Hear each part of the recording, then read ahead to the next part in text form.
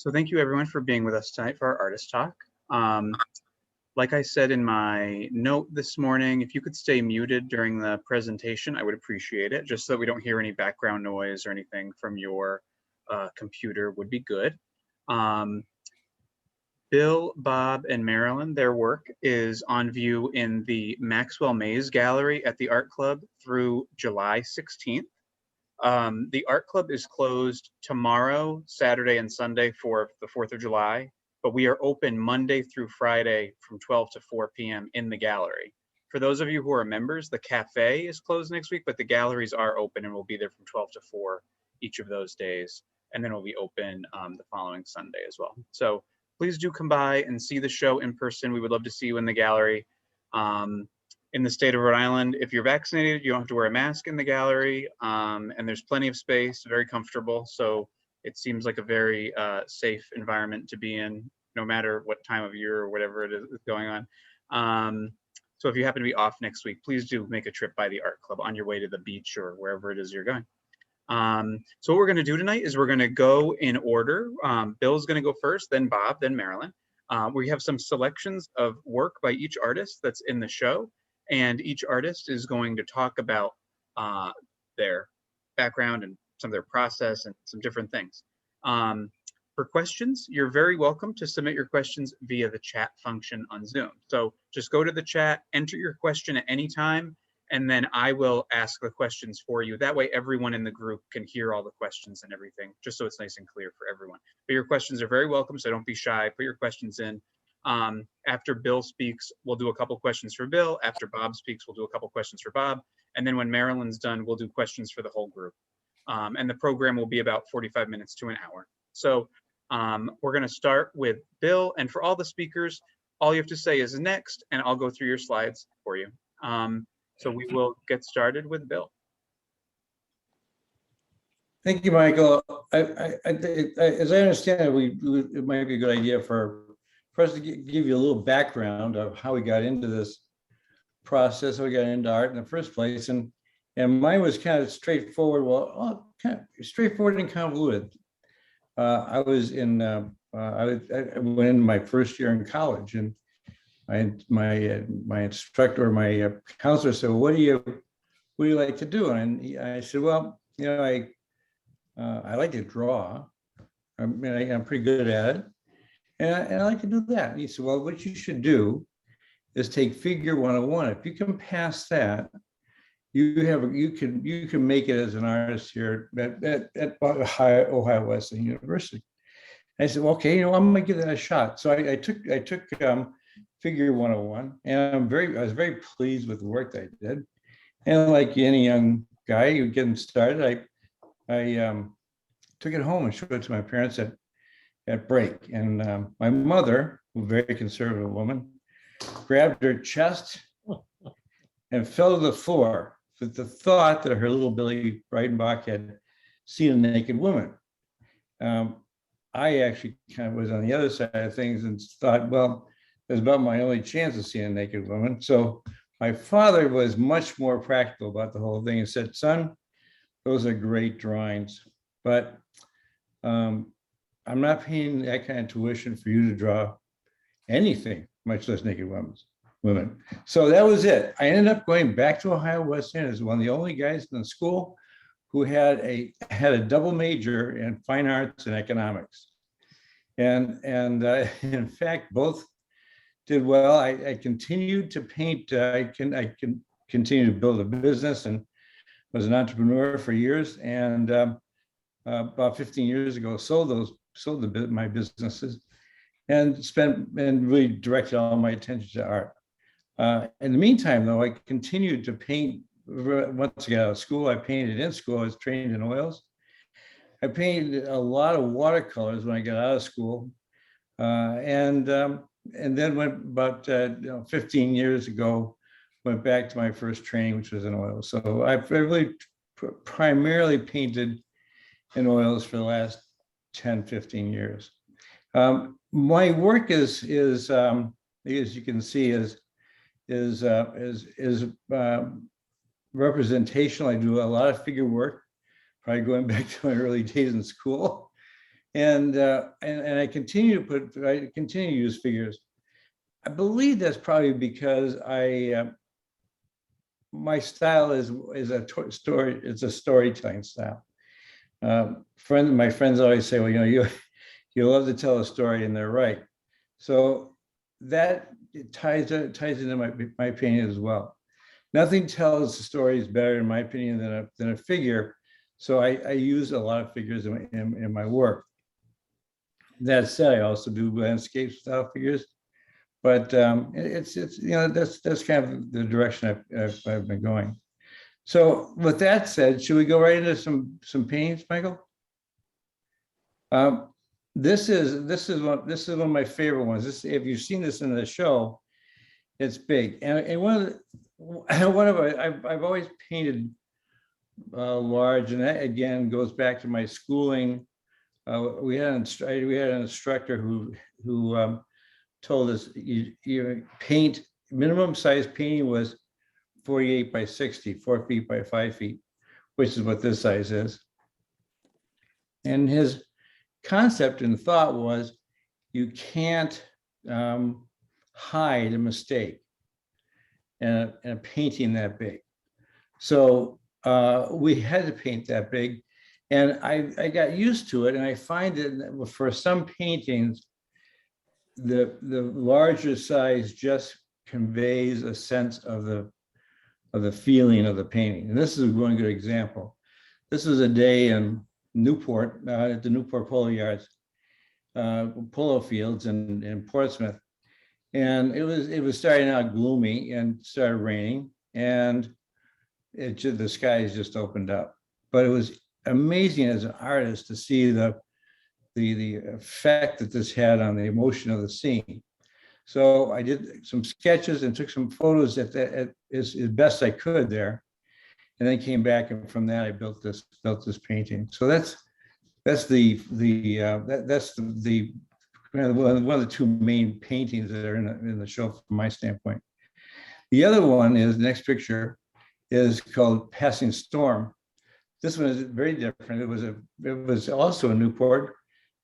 A real strong storm came through and just cleared all the humidity, just similar to what we've had in the last couple of days.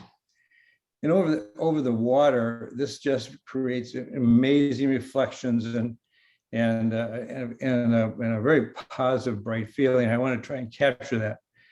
So again, I used a large painting, used a 48 by 60 canvas, and that was the feeling I got in that one. So let's go to the next, if we could, Michael.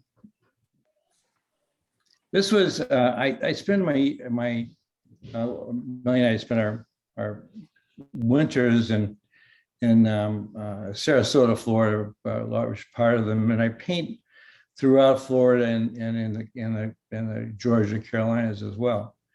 But this was when I was setting up to do a painting on the beach in Sarasota, and out of the shadows came this Mennonite woman with her daughter and a little baby, and thought, this is perfect. Sarasota, this ties into Sarasota as well. The story really ties the whole community together. Sarasota has a large Mennonite and Amish community, believe it or not, and they've been coming to Sarasota for years, since the 1920s, when they were celery farmers and what is now called the celery fields. So they've been coming back for years, and they're part of the community. And and they're very, very quiet, but they love the beach.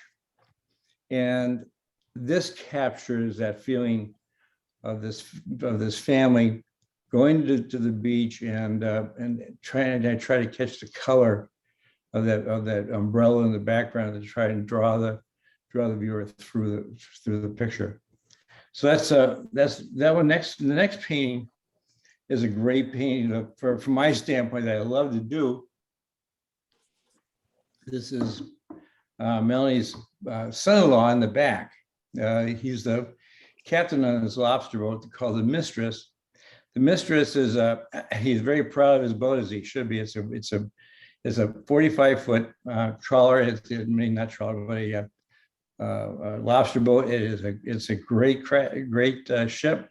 And he invited me, and I think many of you know Bill Lane. So Bill Lane and I went aboard in the Mistress, and we sketched. It was a little bit hard to paint, as you can imagine, but we took some great photos. We sketched, and we just got the feeling for this whole event. What captured me on this was the motion of Hank, who was the captain, and his bateman, Matt, who's the guy who's swinging the lobster pot, and the lack of unnecessary motion, or is the efficiency of motion, is what I was trying to capture in this. These guys, these pots are heavy. They're weighted down with bricks, so they pull and empty with lobsters, and then rebait, and then pile these lobsters in the back of the boat. They're doing this 250 to 400 times a day, day after day, all winter conditions, year round. So if they don't do it right, it's very dangerous, and it's very hard on their bodies. So I want to try and capture that motion of Matt, the bateman, who's also stacking the traps here, going through that process. So that's the story behind the lobsterman. The next painting is again a polo shot. This is a sunny day, but what captures me about polo, I love it because as an artist, I love the figures coming together, the horses and the riders smashing into each other. It's just total chaos, but yet out of this they get some amazing shots, amazing skill and endurance.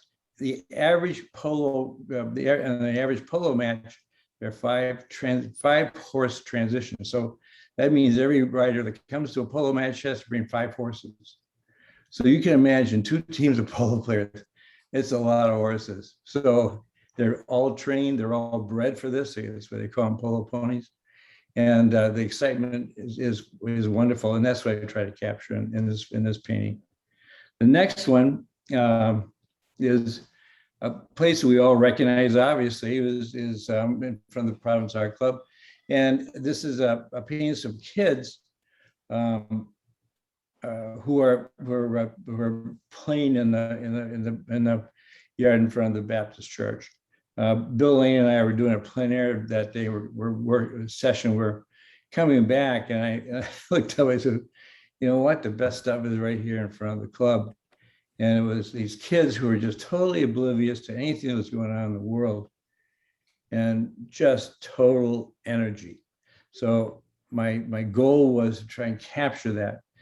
Part of that I use here. You'll see, to get a feeling of real energy, I try and use a red-green complementary color scheme. So you see, she's got a pink dress.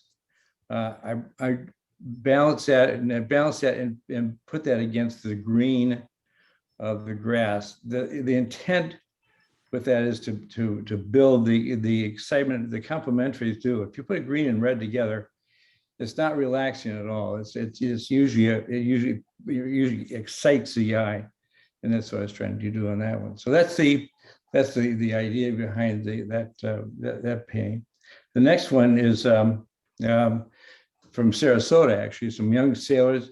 These, again, what I love painting kids and activities, and especially kids in sailing, because they're just so consumed. It is so exciting for them, and I know, because I learned to sail when I was a kid, and when that was happening, nothing else in the world existed, and you can see how their own culture starts building. The kid on the left is obviously, he was pointing to the mast, is obviously the old pro here, and he's pointing up and giving directions to his assistants, his crew, which are in various stages of learning. So it takes a little while for them to pull it all together, but it's great. Likewise, the colors I loved on this painting because I could, again, balance the red against the greens, and it created some excitement in it creates the excitement in the composition. So that's the story behind the young sailors. The next painting is one that many of you recognize, and a number of people have pointed out,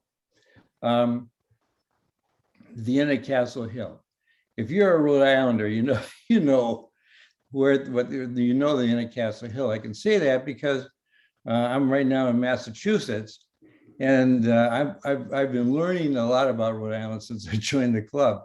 I've always, though, been going to Newport, and we've had a timeshare there for 25 years, and I've painted there often, and this is one of my favorite places in the world. I say there's no place like the Vienna Castle Hill for a cocktail as the sun is going down, the water in Narragansett rushing in. There's an excitement to it, but yet it's very relaxing.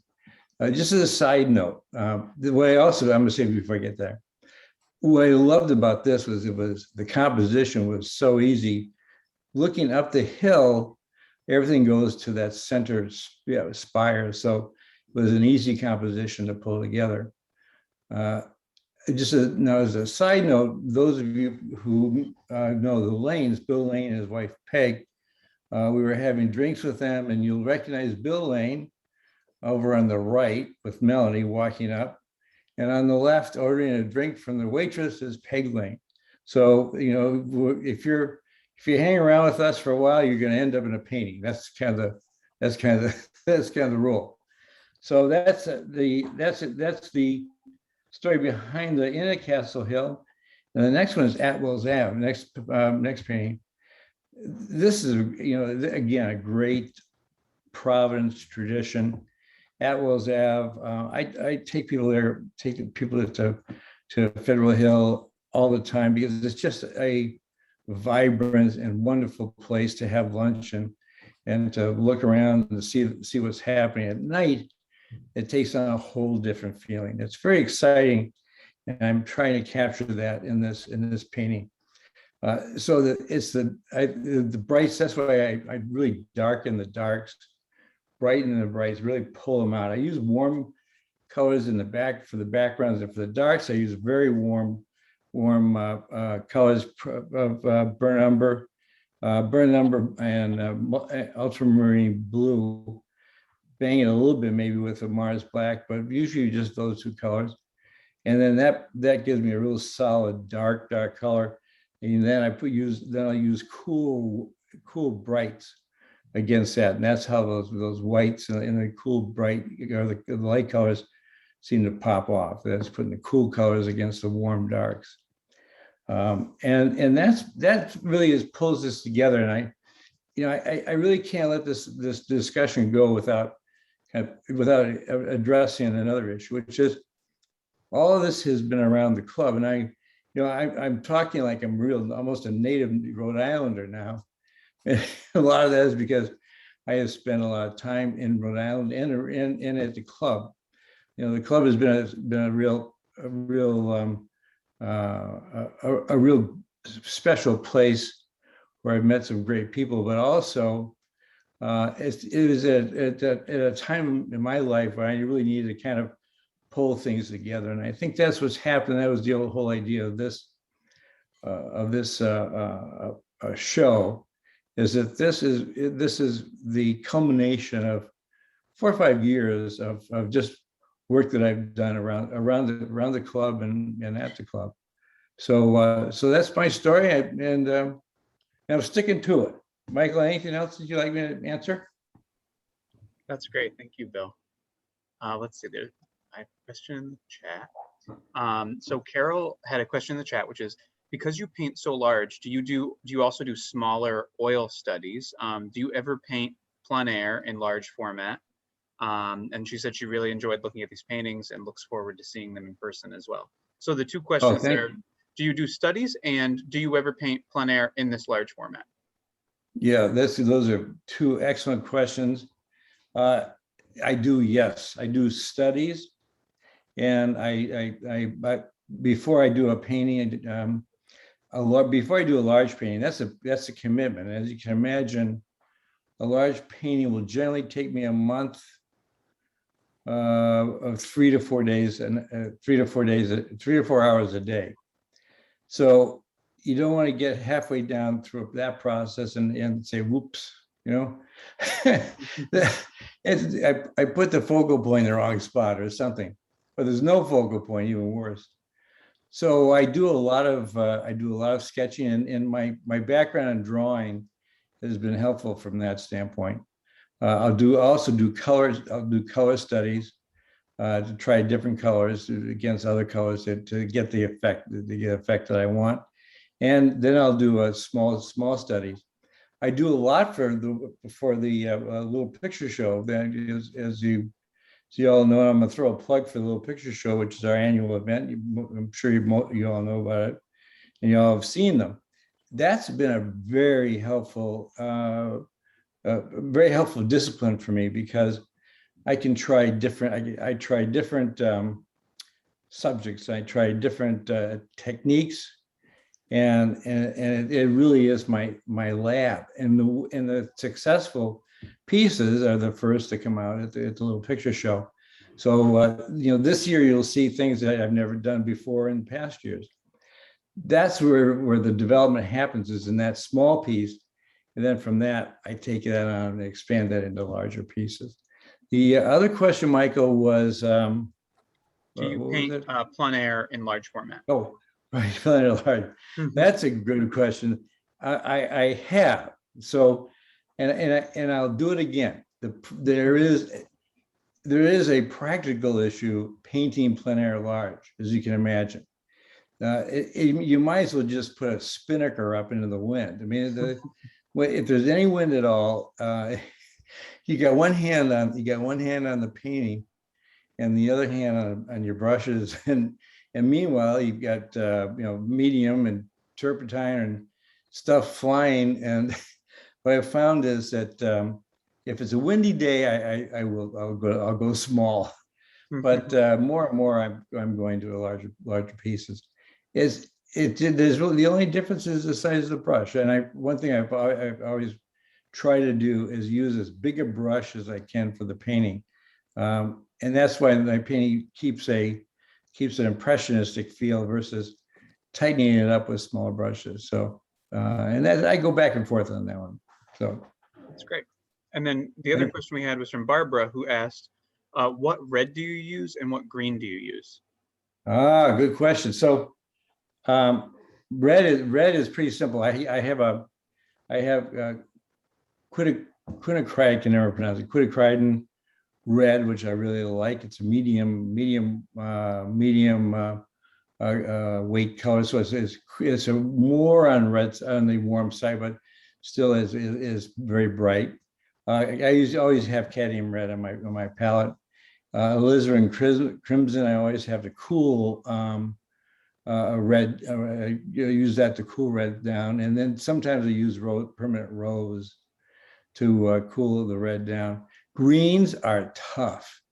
I could spend the rest of my life trying to really find the greens I want. It's very frustrating, and those of us who are painters will probably agree on that one thing. It's so hard.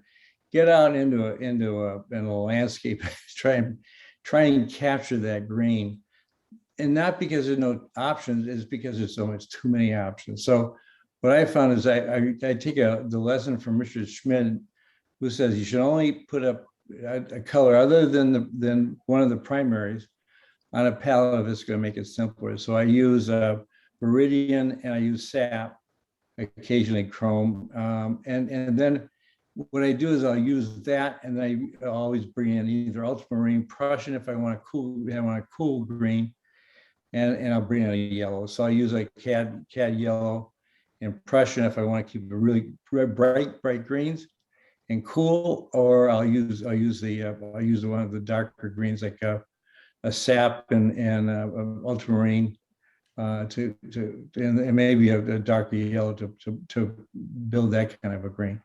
So that I mix them on the palette. That's great. Thank you so much. Awesome. So if any other questions come up for Bill, you're welcome to put them in the chat, and we'll ask them at the end.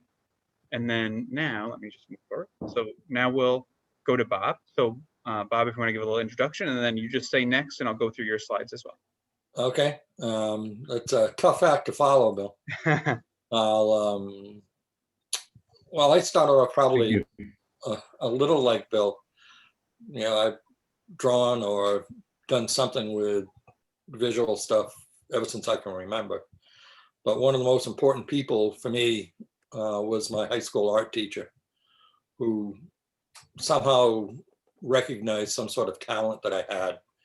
And between I think it was my sophomore and junior year in high school, nominated me for a class in Boston at the museum school.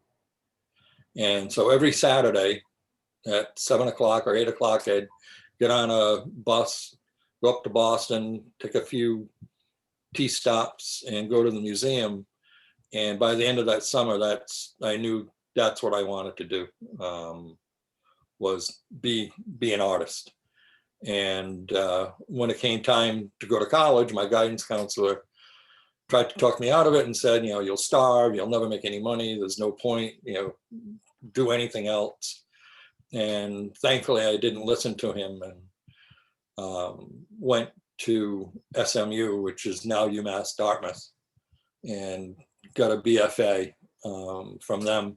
I started out as a painting major like Bill.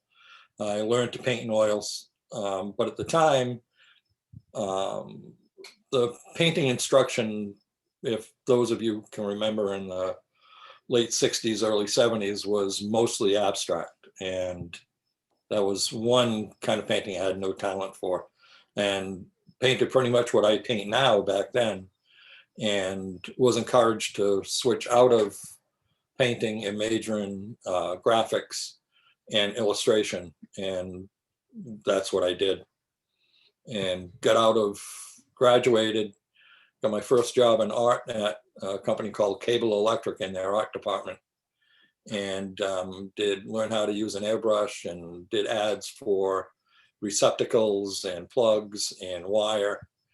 I did that for a while, then I freelanced, and then happened to get into Hasbro as a graphics person. And I was there for over 30 years as a graphic designer, art director. I was a packaging illustrator.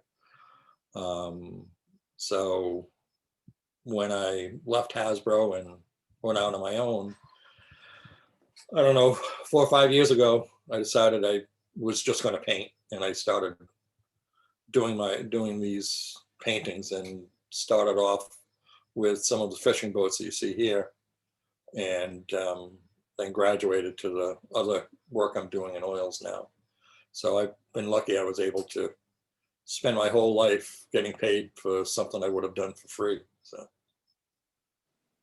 I guess we can go through. And so unlike Bill, I use very small brushes, and I don't paint very big. Mostly, the biggest painting I have on the show is, I think it's a 2024, which is very big for me. Doing photorealist, I know, Estes and a lot of the other people paint very big, but, I'm gradually working up in size. So this was one of my first, I think, really successful photorealist paintings. It's the Olneyville Tire store in downtown Olneyville. And my wife and I had been out for lunch at a great fried chicken place across the street. And I noticed this building, and I thought, wow, that's really interesting. And took some photos and did this. And I found out over the weekend at the show that it's just been torn down. So that great building, even though most people would think it was a derelict, had so much character, and now it's not gone. So I'm glad I did do a painting of it. So at least I can remember what it looked like.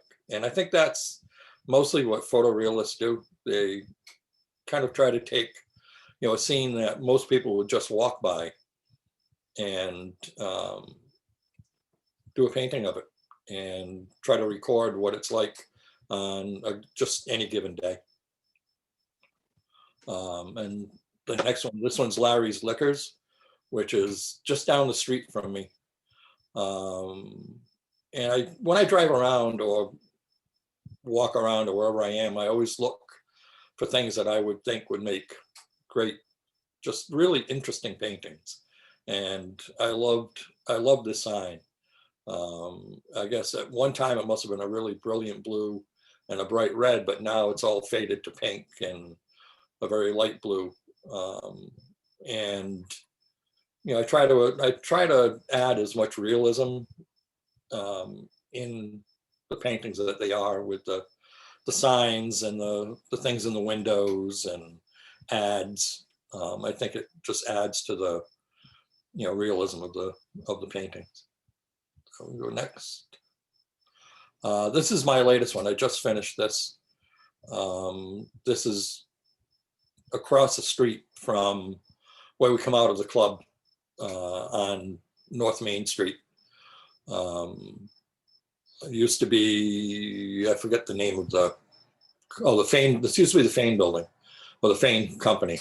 And the really interesting thing is on this one, is I had some of my friends that I've known almost my whole life come over for dinner about a month ago while I was working on this, and I showed it to him, and my friend Robbie said, "Oh my God, that was my grandfather's building." And years ago, her grandfather owned that. And when she was in high school, she worked, I think she said on the second or third floor in the building when her grandfather owned it. So I thought that was pretty interesting. And I try to show things in the windows that would draw people in and look at them. So next. This is, I think, on Eddy Street, heading from Warwick into Providence. And I just like all the different colors, the graffiti, the smiley face, the odd pink at the right-hand side and the blue on the left with the green.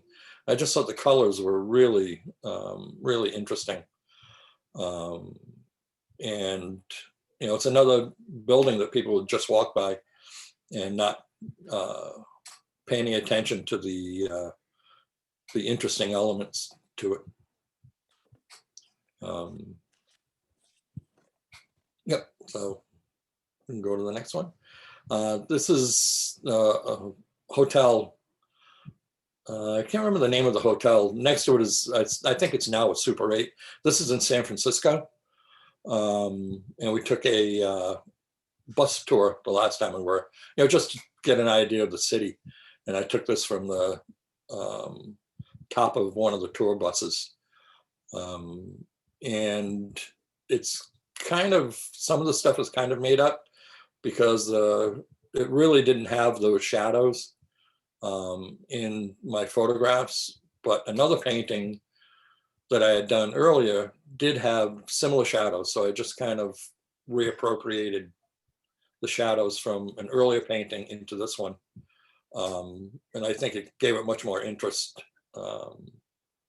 And I was able to, turn it into a much brighter day because the day I took it wasn't bright at all. It was a kind of a gray afternoon. Next. This is the Long Island restaurant. It's actually in Brooklyn, not Long Island. And a friend's daughter was living in Brooklyn, I think right down the street from this, and she thought it would make a good painting. So she took a couple photos and sent them to me, and I appreciate her letting me use one of her photos as reference. And I don't know if it's closed. She sent it to me right around when COVID started. So I don't know if it's closed permanently or if it was just closed the day she took the photo. But as you can see, the sign says it's closed. And when I did it during COVID, it was kind of kind of a metaphor for what was going on, because everything was closed. So this is a photo from a couple of photos I took in Napa. We were waiting to get into a restaurant, and this Chinese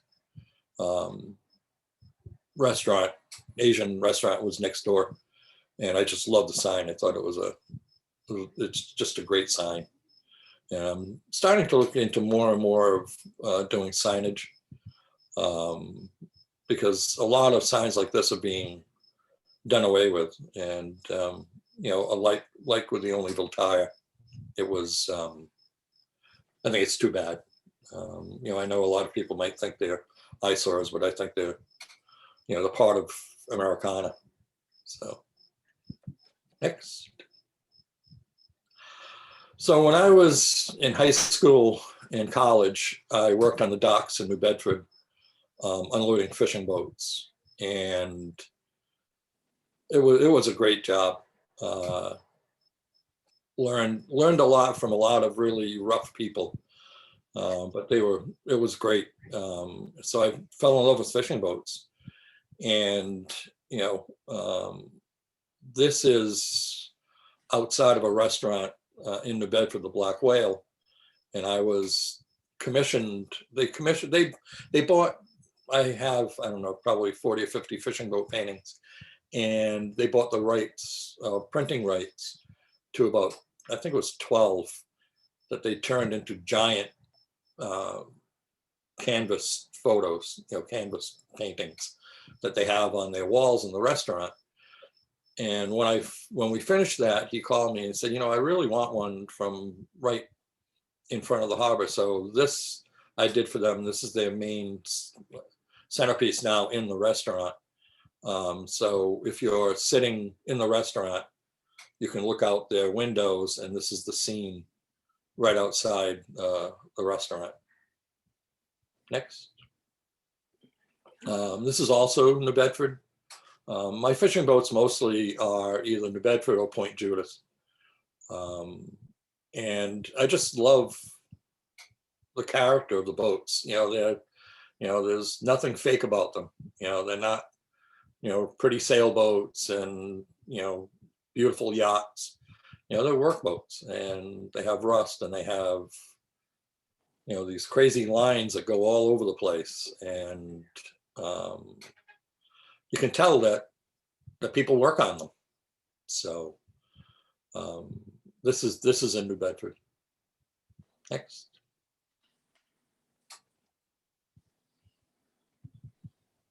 That was great. Thank you so much, Bob. Thank you. And we do have a couple questions in the chat, so let me ask those. So Barbara asked, what is your medium, and do you take photos to work from, or what times of day do you find most helpful for getting shadows and sort of interesting things like that? So first, what's your preferred medium? And then second, about photos and shadows. And stuff like that. Well, up until about a year and a half ago, my medium was almost exclusively in gouache, which you can see out in the fishing boats. As an illustrator, I used mostly gouache and acrylic. And I never really liked acrylic, but I love gouache. Gouache, it's, you know, the colors, excuse me, the colors are, you know, you mix them, you know, on the palette, put them on, and they're the colors that you really wanted. You know, it's a fairly easy, for me anyway, fairly easy way to mix. The last year and a half, I went back to what I started, I don't know, 50 years ago, which was oils. And I found that I can get the same amount of detail in the oils that I can in the gouache. It's, you know, I use the really good Centurion linen canvas, which has a nice tooth, and you know, use liquid or something like that to thin them down. And I found I can work now the same in oils as I could in gouache. But I'm probably going to go back and forth between gouache and oils. As far as time of day, it's best early morning or late afternoon for the shadows, because I really like cast shadows. Unfortunately, sometimes the way buildings are situated, it doesn't cast much of a shadow. If they're facing west, or it depends. So a lot of times I'll have to make up the shadows, and I think my years as an illustrator, making things up when I was doing packaging illustration helped from that. That's great. Thank you, Bob. Yep. A couple more questions. Let's see. So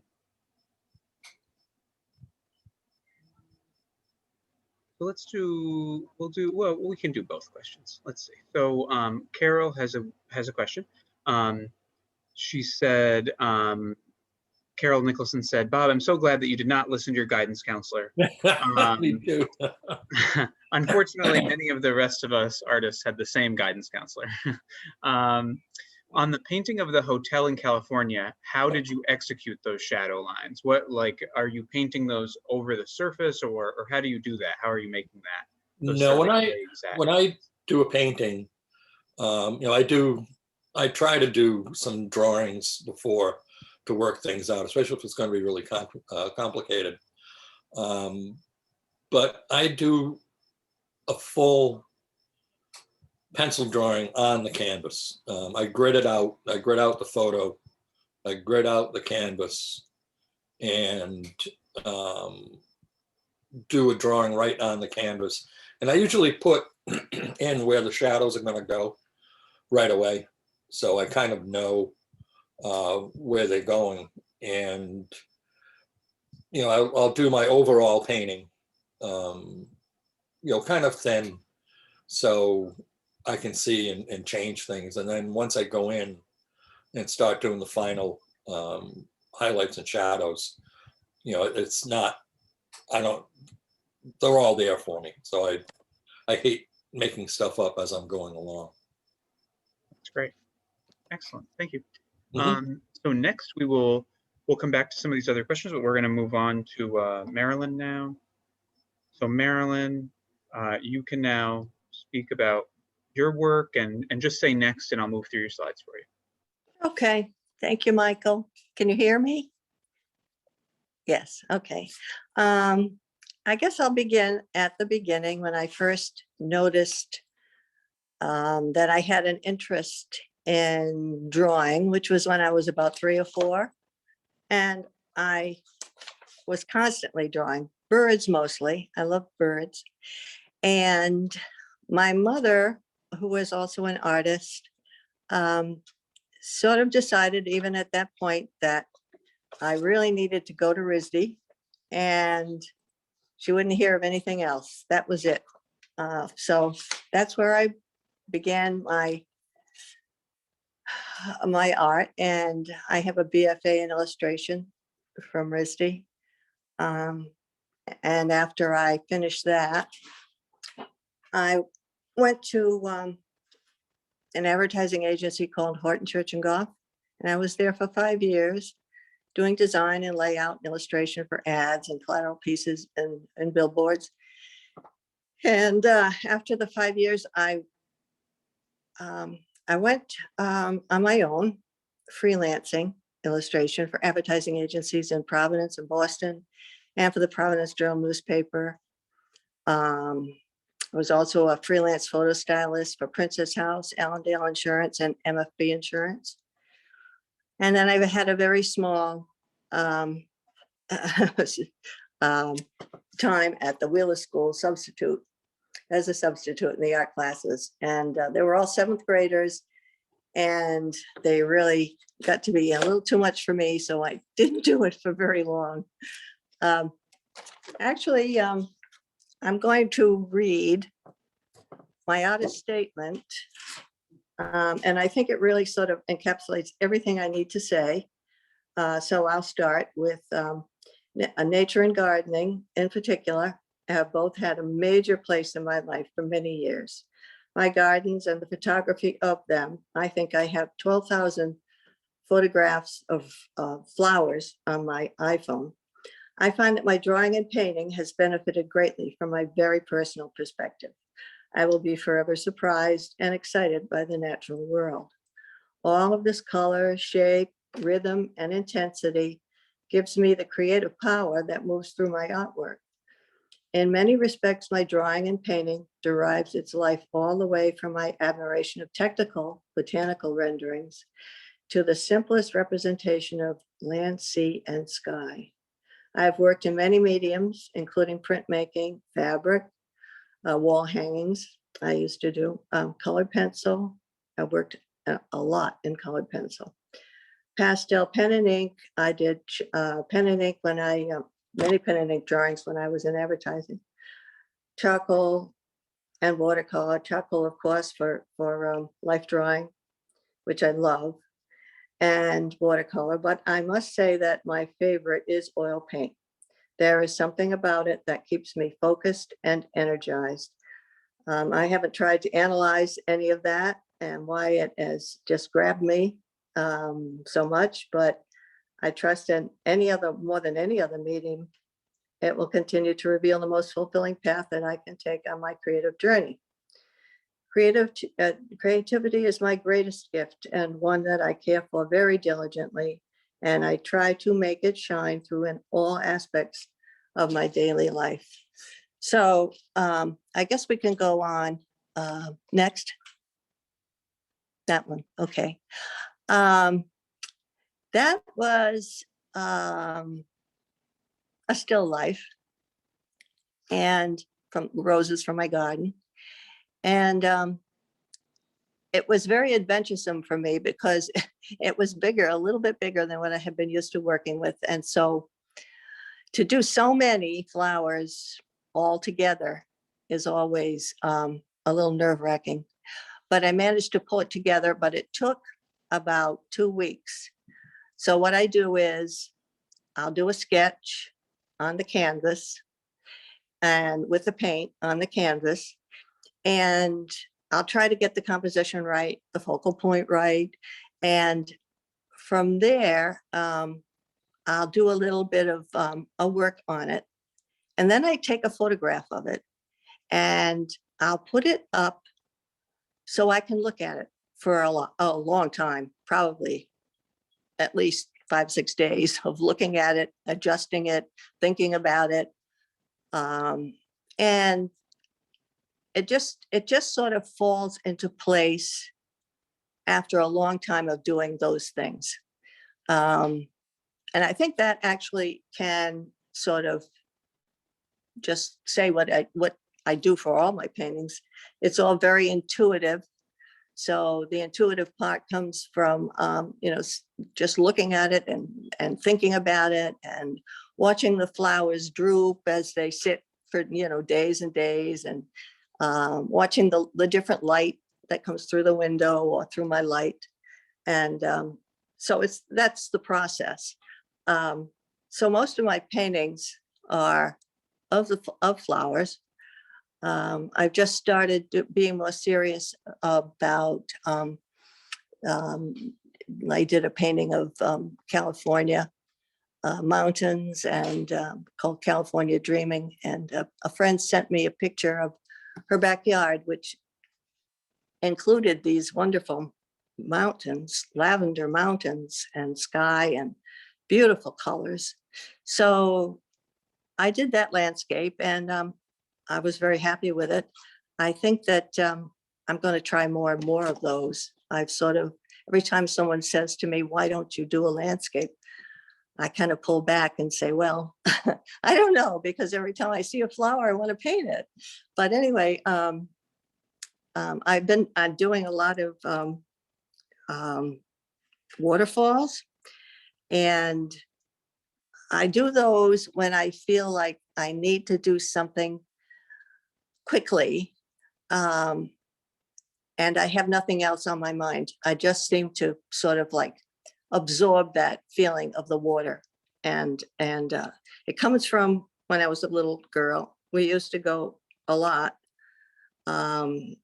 into New Hampshire, and I love the Flume, if anybody knows about that, the Flume in Franconia. And my father took me through there many times, and it's amazing. The flowers, the waterfalls, you get to be right on top of them, right underneath them.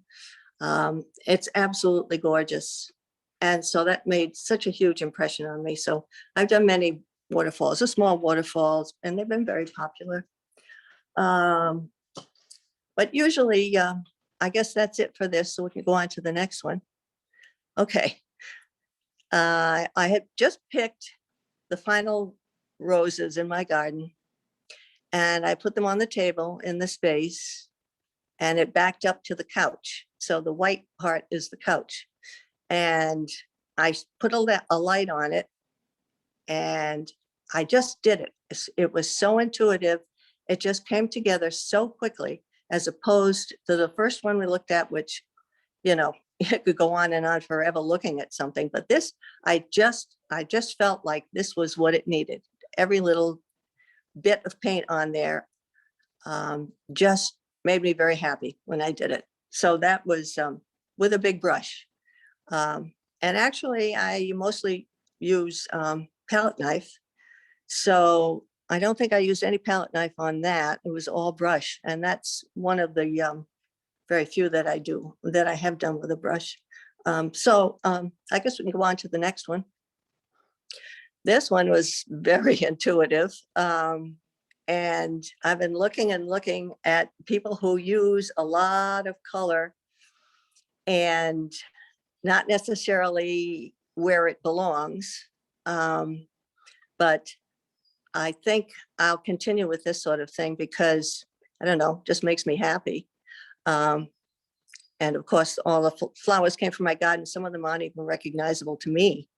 But some people have said that I just, it looks like more contemporary than real life and more abstract. And I hadn't been thinking about them like that, but I guess I should start to think that way about them. But anyway, this one, the blues, and the color just charms me every time I see the colors, the oil paint. I just can't live without it. I just love it so much. Next. Oh, my sunflowers. I did that a few years ago. Actually, I should say that most of the paintings in the show were done during COVID. So I had a lot of time on my hands, and that's what I did. Painting and scraping and scratching and applying the paint and taking it off. And this one I had done quite a while ago, well, maybe 4 or 5 years ago. And I still like it a lot, even though it's more representational than what I do now. I don't think I spent as much time looking at this. I sort of knew when I put this setup together, I knew exactly what I wanted to put down. So that was, I did use a lot of palette knife on this one. So next. This one is one of my favorites, actually. And this was done with a lot of brush work and a lot of palette knife. And this one came together fairly quickly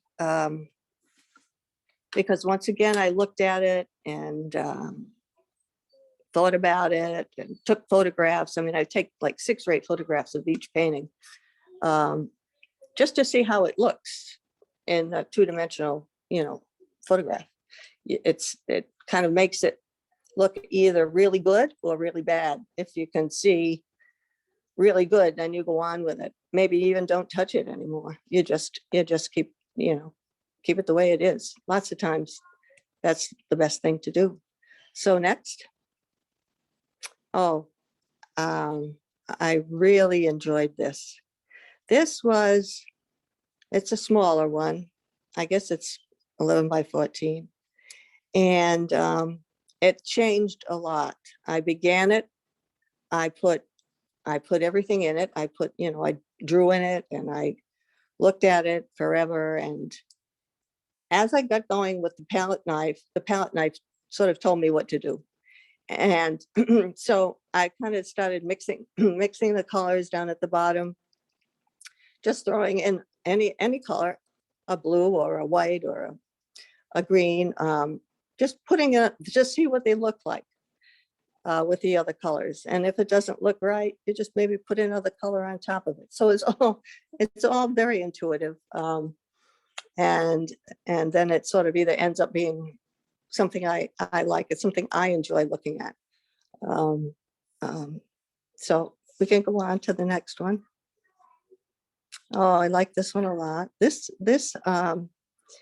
tulips, and I had some tulips in the yard and it rained and they all drooped. And so I took a photograph of them, and that's what gave me the idea for this.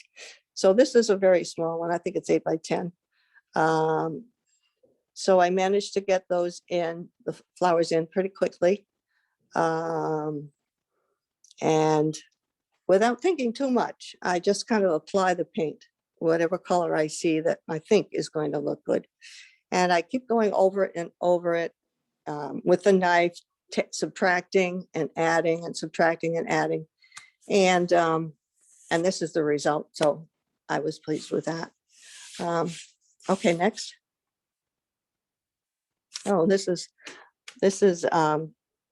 one that I just did without I had nothing to look at, basically. I guess I had seen a picture somewhere that had this lush green meadow and mountains in the back. And so I just started working with the knife and the palette knife and just tried to get as most texture in it as I could.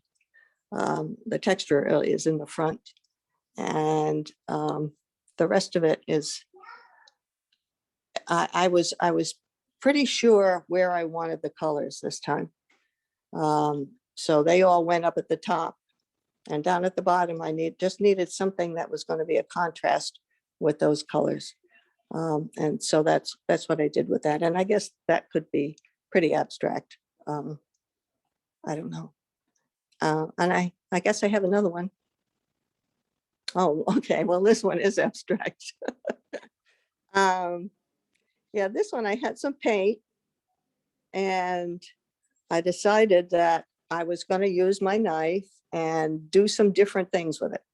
So the red is the paint that I usually like, and I can't think of the name of it right now.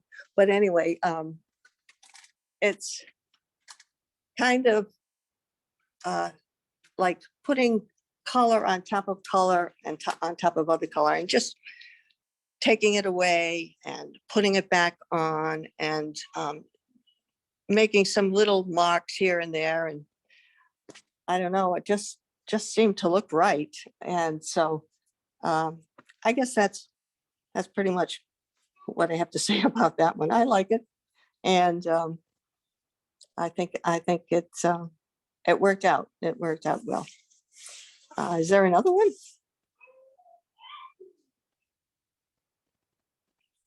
No, No, that was your last one, Marilyn. that was the last one. Yeah. Excellent. So thank all three of you. Wonderful, wonderful. So if anyone would like to put some questions in the chat, you're very welcome to. I will ask a couple of the extra questions that were here for Bob that I didn't get a chance to ask before. The first one was, for Bob, how long does a painting take you? And do you use rulers or T-squares or anything like that? And make sure that you're unmuted. Yep. Yeah, they take anywhere between, I'd say they average around 3 weeks. I usually put in 6 or 7 hours a day, Monday through Friday. And yep, I use rulers, T-squares. I use a rolling ruler. to get the straight lines after watching 3 or 4 videos of Richard Estes, how he works. I've kind of picked up the same thing where I use a ruler or a stick and rest my brush on it to get the nice straight lines. And I found, looking at most of the people who are working in photorealism today, kind of using the same methods that I've been using. Either a lot of them project onto the canvas, I grid stuff, but yeah, I use any tool that's available to make it look right. Great. And then one other question for you, Bob, was, have you ever experimented with doing figures or still life in your style? I've always had an aversion to doing, I mean, I took figure drawing when I was in college and I loved it. And I tell people that I love figure drawing, I just don't love drawing figures. It's always been a struggle for me. It's not my forte. When I was at Hasbro, of course, I had to do figures, and I would leave a white blank space in the center of any vehicle I was working on, and sweat over doing the figures. I mean, I do them. They actually look like figures, but it's not that important to me. I kind of like the idea of the loneliness of the paintings. I'm still debating on whether to put one into the one I'm working on now. I haven't decided yet, but I kind of like the idea of it being, pretty stark and no people around. Great. A question for Marilyn from Linda is, Marilyn, I've been in class with you and I can always hear you scraping away. How do you keep your paintings looking so fresh after reworking them? Oh gosh, that's a hard one. I think what I do a lot is, after I've done all that scraping and everything, I think the best part of using a knife, a palette knife, is that you can mix the paint with the palette knife and you will get the purest color and just slice it right on. And I don't think you can get that with a brush. I could never get it with a brush. If you really load your knife and just smear it right on where you want it, I think that's the easiest way to explain it. That's great. And then another question for you, Marilyn, is from Carol, who said, thank you for sharing with us. And she wanted to know if you use a limited palette. No, I don't. I don't use, no, it's a free-for-all of color. There is no limit to any of it. No, absolutely not. I never took a class in color, and so I don't really know that much about it, except that every color is beautiful. And, when you put them together one way or another, there are endless colors you can make. And that's the joy of it. That's great. Thank you. So we're just a little over 7. So I'd like to thank all 3 of our artists for being with us tonight. Excellent presentation. Really interesting to learn about your 3 very different styles and all the things that you're doing. It is a really nice show. So I do hope that you'll come and see it before July 16th. It is extended. Usually our shows are 3 weeks. This show is 4 weeks long. So you have plenty of time to come see it. And like I said, although we're closed tomorrow and we're closed Sunday for the holiday, we are open every day next week in the gallery from 12 to 4 each day. The club is closed for lunch, but we are open in the gallery 12 to 4 each day. So I think before we go, I'd like to ask each artist, we'll go in order, Bill, Bob, and Marilyn. Can you tell everyone what you're working on next and what you're excited about doing next after this show? And you can go first, Bill. Okay. Good question. It's a good question. By the way, Michael, I have to say, we all of us appreciate you pulling this together, because you have to do this every time you've got a bunch of artists. We are a bunch of knuckleheads. There's no question about it. And trying to get us all to do, play the game is hard. And the other part of this is that this is, I think what I didn't realize about this process is that it is draining. Doing a show really kind of emptied the tank, and it's hard because, and my question is now, where do I go from here? But the other part is, it's great because now I'm open to try some new direction. But that's a long way of saying I don't know, and I am working on a bunch of sketches, but I haven't started that painting yet. Excellent. And for you, Bob? I'm finishing up the piece from the Avon Theater that I've been working on. That's awesome. And like Bill, this was, I did most of these paintings during COVID. And like he said, it's exhausting to do a show like this. It was,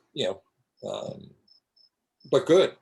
Now I'm ready just to keep going, and I've taken a bunch of photographs on vacation. I'm starting to line up, some ideas on the computer in my to-do folders. So just hopefully keep doing what I'm doing. I can't imagine doing anything else. So That's great. Thank you. And then for you, Marilyn, what's next for you? Okay.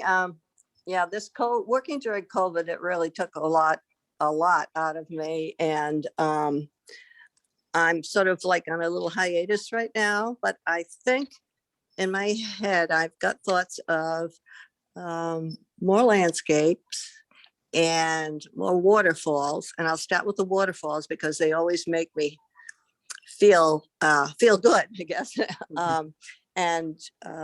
So I guess that's about it. I guess I'll try some of those for little pictures, and we'll see what happens. Well, that's great.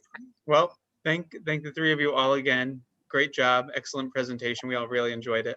Have a great Independence Day weekend, everybody, and we'll see you next week. I hope you come to the club and see the show. Thanks again for joining us. thanks, Thank you, everybody. Michael. Thank you. Thank Thank you. you, Michael. Have a good night, everybody. You too.